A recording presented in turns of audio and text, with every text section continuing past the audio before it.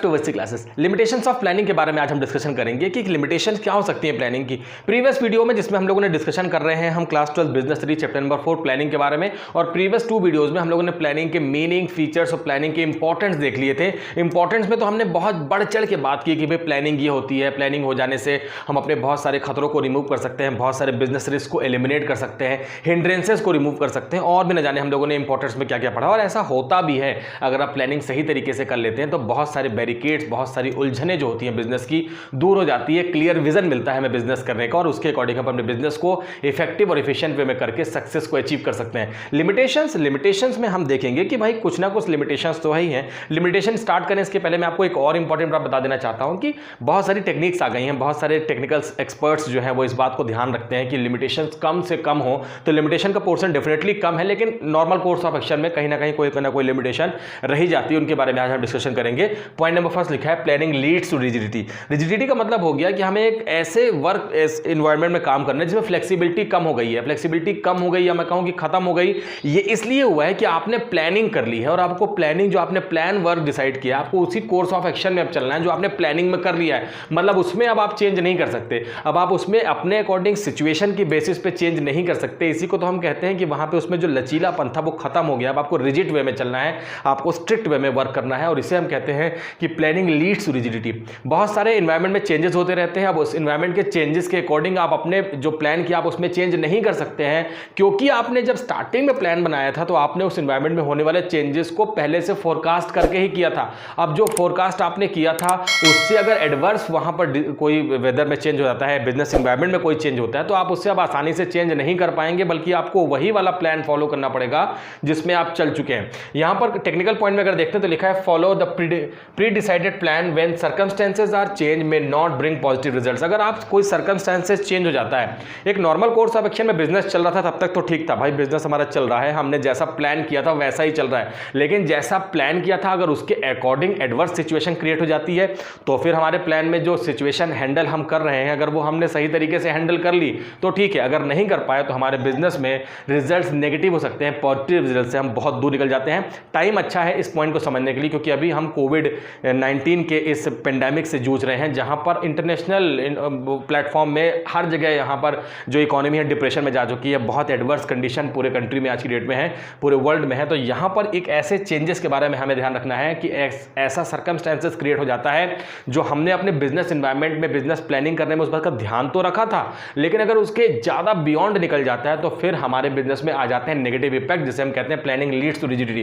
Point number second लिखा है may not work in the dynamic environment. Dynamic environment का मतलब होता है चेंजेस टेक प्लेस। हम लोगों ने पढ़ा है अपने बिजनेस एनवायरनमेंट चैप्टर में, चैप्टर नंबर 3 में, कि डायनेमिक एनवायरनमेंट जो होता है वो चेंजेबल होता है, वो चेंज होता रहता है। एनवायरनमेंट में बहुत सारे चेंज होते हैं, चाहे वो पॉलिटिकल हो, चाहे वो टेक्निकल हो, चाहे वो सोशल हो, चाहे वो इकोनॉमिकल हो, तो कोई ना कोई चेंजेस है जिसका ग्रेट इन्फ्लुएंस हमारे बिजनेस में भी पड़ता है, हमारी प्लानिंग में पड़ता है। अब ठीक है, बिजनेसमैन ने चारों तरफ अपना दिमाग दौड़ा लिया और जो भी उसको लगता था कि जो भी रिलेटेड चेंजेस हो सकते हैं उसने उसे अडॉप्ट कर लिया, लेकिन यहां पर एक इंपॉसिबल टर्म आ जाता है कि ऐसा बिल्कुल भी पॉसिबल नहीं हो पाता हर एक्सपर्ट्स के लिए, हर बिजनेसमैन के लिए, कि सारे ही जो चेंजेस होने वाले हैं उसके बारे में वो अंदाजा लगा पाए। कई बार बहुत इंपॉर्टेंट जो चेंजेस होते हैं वो होने तो वाले रहते हैं, लेकिन उसके बारे में हम उसे इग्नोर कर देते हैं या हम उसका आइडिया नहीं होता है। मैंने आपको बता दिया कोविड जो है ये इसका एग्जांपल है। तो यहां पर लिखा है कि मे नॉट, जो प्लानिंग होती है उसका जो डायनेमिक होता है वो बिजनेस एनवायरनमेंट के ऊपर में देखते हैं कैसे वर्क करती है। लिखा है business has numbers of segment and it become very difficult for managers to assess future changes in the environment. Numbers of changes होते हैं,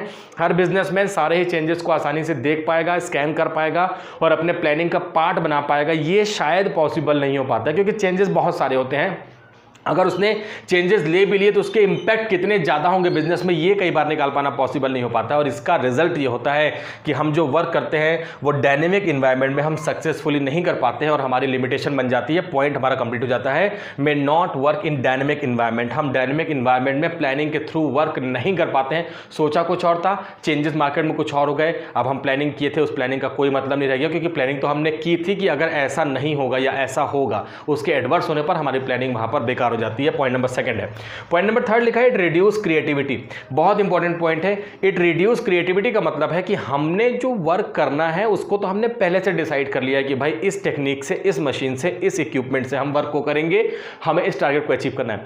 वर्कर्स को वो रटा दिया गया है कि भाई अब आपको 1 ईयर में, मैंने आपको प्रीवियस वीडियो में एग्जांपल लिया था कि हम 1000 यूनिट ऑफ कंप्यूटर की मैन्युफैक्चरिंग करना चाहते हैं, 1000 यूनिट ऑफ कंप्यूटर हम बनाना चाहते हैं। उसके लिए ये रहा रॉ मटेरियल, ये रही डिजाइन, ये रहे इक्विपमेंट, आपको काम करना है।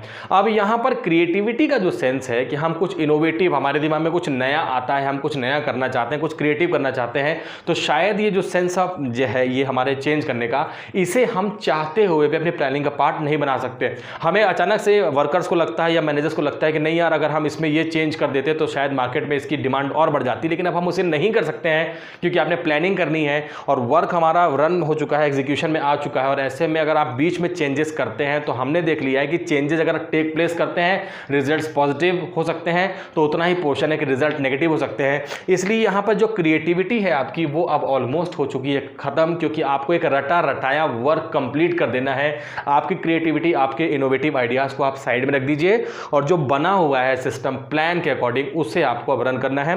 पॉइंट पढ़ देता हूं मैं। लिखा है manager start working rigidly and they become blind followers of the plan. आपको ब्लाइंडली फॉलो करना है कि भाई ये प्लान था, अब इसको करते रहना है। आपको उसमें कोई भी चेंजेस तब तक नहीं करने हैं जब तक किसी नए ऑब्जेक्ट के लिए नया प्लान नहीं बन जाता है। आपको अगर अपनी प्लानिंग को एप्लीकेबल करना था, आपको अपनी क्रिएटिविटी को एप्लीकेबल करना था, तो आपको वेट करना पड़ेगा किसी नए सेगमेंट में, और हो सकता है उस टाइम तक वो क्रिएटिविटी पुरानी हो चुकी हो, कोई नई क्रिएटिविटी आ चुकी हो। तो इस बात के लिए हमने इसे यहाँ पर लिमिटेशन में लिखा है।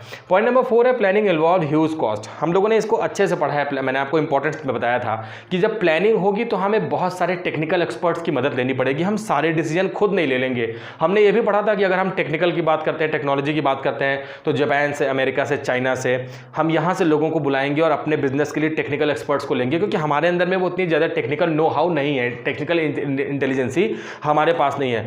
तो हम बाहर से एक्सपर्ट्स को बुलाते हैं जो उस फील्ड के मास्टर्स हैं। कैसे प्लानिंग करनी है, कैसे वहाँ पर उस चीज़ को मैनेज करना है, इसके लिए हमें बहुत सारा खर्च करना पड़ता है। हमें जो हमने प्रोफेशनल्स हायर किए उन्हें हमें हैवी सैलरी का पेमेंट या रेम्युनरेशन का पेमेंट करना पड़ता है और बहुत सारे खर्चे करने पड़ते हैं। इन रेम्युनरेशन के अलावा भी हमें प्लानिंग में मार्केट से इंफॉर्मेशन कलेक्ट करनी है, हमें सर्वे करवाना है, हमें बहुत सारे मार्केट को एनालिसिस करने के लिए जो एक्सपेंडिचर होते हैं वो इतने ज़्यादा हो जाते हैं। और अगर एक बार प्लानिंग हो गई और प्लानिंग सक्सेसफुली हो गई तो इन जो एक्सपेंडिचर हुए हैं, जो कॉस्ट लगी है, इसे हम मीट आउट कर सकते हैं। अगर हमारी प्लानिंग फेल हो गई है तो ये सारे एक्सपेंडिचर जो है बिजनेस के लिए ग्रेट वहां पर नेगेटिव इंपैक्ट छोड़ सकते हैं, जो कि हमारा पॉइंट नंबर 4 है। लिखा हुआ planning involve huge cost, professional expert charge higher fee for their suggestions. मैंने आपको बता दिया कि बहुत ज़्यादा फीस चार्ज करते हैं। आप उनको यूज़ करिए, उनको अपने विजन को क्लियर करिए और उसके अकॉर्डिंग उनसे कहिए कि भाई हमारा विजन ये है, इसको सक्सेसफुल बनाने के लिए आपको सारे वही वर्क करने हैं जो हमारे इस बिजनेस के लिए सूट करते हो, क्योंकि हम आपको यहाँ पे बहुत ज़्यादा का पेमेंट कर रहे हैं। तो इस बात का ध्यान रखते हुए प्लानिंग करना है, क्योंकि अगर प्लानिंग चल गई तब तो ठीक है, अगर प्लानिंग फेल हो गई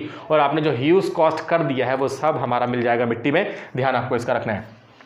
पॉइंट नंबर 5 है it is a time consuming process. एक रात में नहीं हो जाएगी प्लानिंग करने के लिए मैंने आपको भी बताया कि भाई एक्सपर्ट्स आएंगे, हम उनको अपना विजन क्लियर करेंगे, फिर वो अपने फील्ड में जाके उस चीज़ का डेटा एनालिसिस करेंगे, मार्केट से इन्फॉर्मेशन हमें निकालनी है, मार्केट को स्कैन करना है, क्या चेंजेस हुए हैं पॉलिटिकल इन्वायरमेंट में, इकोनॉमिकल, सोशल और हमारे फाइनेंशियल रिक्वायरमेंट में, इन्वायरमेंट में क्या चेंजेस हुए हैं, कंज्यूमर क्या चाहते हैं, कंज्यूमर के टेस्ट प्रेफरेंस को रीड करना, मार्केट की स्ट्रेटेजी को रीड करना, इन सब में बहुत सारा टाइम लगता है। डेटा कलेक्ट करने में बहुत सारा टाइम लगता है, डेटा को कलेक्ट करके उसको इंटरप्रेट करना, उसका कैलकुलेशन करना और रिजल्ट्स बाहर निकालना, ये सब एक बहुत टाइम टेकिंग लेंदी प्रोसीजर है और कॉस्टली प्रोसीजर है। इसलिए यहाँ पर आप जो प्लानिंग करते हैं, हम कई बार प्लानिंग करते रह जाते हैं और सामने जो कॉम्पिटिटर है वो उस प्लान को एग्जीक्यूशन में ले आता है और ये हमारे लिए बन जाता है लिमिटेशंस या नेगेटिव एस्पेक्ट छोड़ देता है। It takes long time to evaluate the different alternatives and select the best. Best तो सेलेक्ट करना ही है, यही तो प्लानिंग है कि अब बहुत सारे ऑल्टरनेटिव में से बेस्ट को सेलेक्ट करने को ही हम प्लानिंग कहते हैं। लेकिन आपको ये वर्क ऐसे करना है कि ये फास्ट एंड फ्यूरियस वे में आगे बढ़ सके। आपको इतना सारा टाइम नहीं देना है वहां पर कि आप इतना ज़्यादा टाइम ले लेते हैं कि आप जो प्लानिंग करते हैं वो बहुत सारे कॉम्पिटिटर कर चुके हों। आपको इस बात का ध्यान रखना है कि आपको टाइम भी देना है, आपको पैसा भी खर्च करना है, एनवायरनमेंट में होने वाले चेंजेस का ध्यान भी रखना है। तो कम टाइम में आप जल्दी से प्लानिंग कर लेंगे तो बेनिफिट आपका ही होने वाला है, अदरवाइज आपके लिए बन जाने वाली है वो लिमिटेशन। और लास्ट पॉइंट लिखा है planning does not give the guarantee success. आप प्लानिंग कर लें और आपको लगता है कि आपने प्लानिंग मतलब आपने कागज में लिख लिया, आपने ब्लूप्रिंट तैयार कर लिया, आपने उसके डायग्राम तैयार कर लिए, लेकिन अभी रियल एग्जीक्यूशन बाकी है मेरे बच्चों। इसका मतलब बहुत क्लियर है कि जितनी मेहनत आपने, जितना टाइम, जितनी कॉस्ट आपने प्लानिंग को बनाने में खर्च किया है, उससे कहीं ज़्यादा आपको अभी एक्सपेंडिचर करने हैं, टाइम देना है उसको रियल वर्क में, रियल एग्जीक्यूशन में लाने में, उसको रियलिटी में कन्वर्ट करने में। और ये गारंटी ऑफ सक्सेस बिल्कुल नहीं है कि भाई आपने जो प्लान किया था अकॉर्डिंग टू प्लान ही आपका जो आउटपुट है वो बन के निकलेगा। अगर आप उसके जो series of inter related functions हैं, जिसको हम प्लानिंग के बाद ऑर्गेनाइजिंग, डायरेक्टिंग, कंट्रोलिंग और वहाँ पर बहुत सारे फंक्शंस हैं, उसे अगर हम पूरा नहीं करते हैं टाइम पे, तो हमारी प्लानिंग जो है वो बेकार हो सकती है। इसलिए हमें एक के बाद एक planning, organising, staffing, directing, controlling, ये 5 फंक्शंस हैं, इनको विथ कोऑर्डिनेशन हमें अचीव करने के लिए बार बार वर्क करते रहना पड़ता है। और इस बात की गारंटी बिल्कुल नहीं है प्लानिंग में कि आपने जो प्लान सोचा है, आपने जो सोच लिया है, वो आप रियल एग्जीक्यूशन में कर ही पाएंगे। सिचुएशन एडवर्स हो सकती है, डायनेमिक चेंजेस हो सकते हैं, हमने देख लिया कि क्रिएटिविटी हमारी खत्म हो सकती है, जिसकी वजह से रिजल्ट्स हमारे नेगेटिव हो सकते हैं। There are many unknown factors which may lead to failure the plan in the future. बहुत सारे हमारे पास में अननोन कॉजेज हो सकते हैं। मैंने आपको बता दिया पेंडेमिक, कोविड-19 जो डिसीज़ है, ये हमारे लिए ऐसी ही एडवर्स कंडीशन लेके आया है कि आपने प्लानिंग कुछ और की थी, आपने सपने कुछ और देखे थे, आपको लगता था कि आप इस टारगेट को अचीव कर पाएंगे, आप उस रास्ते में चल भी दिए थे, आपको सक्सेस मिल भी रही थी, लेकिन अचानक से कोविड आ जाता है और हम बहुत सारे अपने प्लानिंग बेकार हो जाती है। सक्सेस गारंटी की नहीं देता है प्लानिंग, ये मैं आपको बताना चाह रहा हूँ, आपको इस बात का ध्यान रखना है। और बस कुछ ही लिमिटेशंस हैं, लिमिटेशंस के ऊपर में हमें ज़्यादा फोकस करना भी नहीं है, और हमें कोशिश करनी है कि जो लिमिटेशंस है हमारे बिजनेस की, इसे हम खत्म करके इसे हम हमेशा इसके पॉजिटिव पॉइंट की तरफ मूव करने की कोशिश करेंगे।